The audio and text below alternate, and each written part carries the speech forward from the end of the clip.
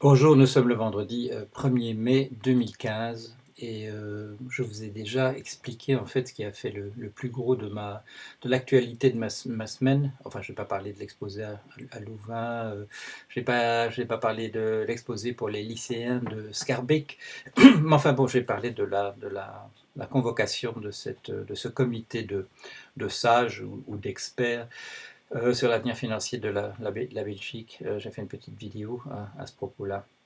Et je vais continuer évidemment de me poser la question de savoir si ça sert à quelque chose, l'impact que ça peut avoir. Mais en tout cas, sur la question de savoir si je me trouve immédiatement au cœur du réacteur, la réponse est claire, c'est oui. Euh, Aussitôt la réunion terminée mercredi, ben, les mails du groupe de travail ont commencé à s'échanger. Et je vais vous donner un exemple, c'est un cas hypothétique, mais ça nous permettra de réfléchir. Dire par exemple la phrase qui dit faire de Bruxelles un centre financier d'excellence. Est-ce que ça veut dire, première proposition, euh, faire de Bruxelles un centre où tous les produits financiers imaginables, dérivés, bitcoin, j'en passe et des meilleurs, pourront être traités au prix le plus bas et dans un contexte de fiscalité minimale et de préférence encore inférieure à celle qu'on trouve ailleurs. Ou bien faire de Bruxelles un centre financier d'excellence, ce serait reprendre la définition de la finance comme système sanguin de l'économie. Ce serait penser à la finance au service de la communauté.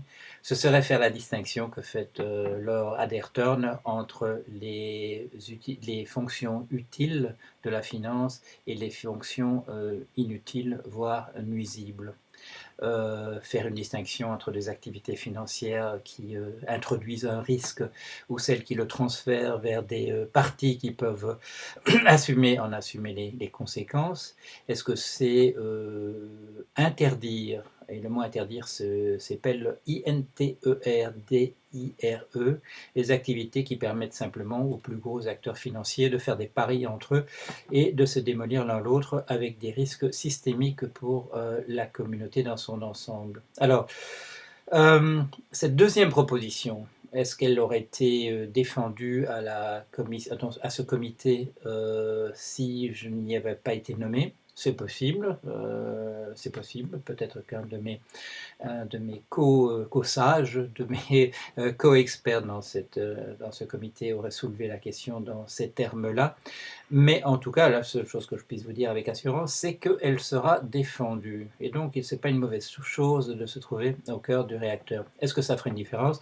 Est-ce que pisser dans un violon à un haut niveau, c'est mieux que pisser dans un violon à un bas niveau? Je vous tiendrai au courant. Voilà. Dernière petite chose à mentionner pour la semaine, je suis invité par Stéphane Paoli dimanche sur France Inter entre 12h et 14h. C'est bien par rapport aux émissions où je vous invite à venir parler 3 minutes et 14 secondes, 2 heures à discuter avec d'autres économistes, avec M. Christophe Nijdam et M. Nicolas Gouzou, de la possibilité de sortir de l'état dans lequel nous sommes d'un point de vue économique et financier. Voilà, c'est tout ce que j'avais à vous dire. C'était un peu en complément de ce que j'avais dit mercredi.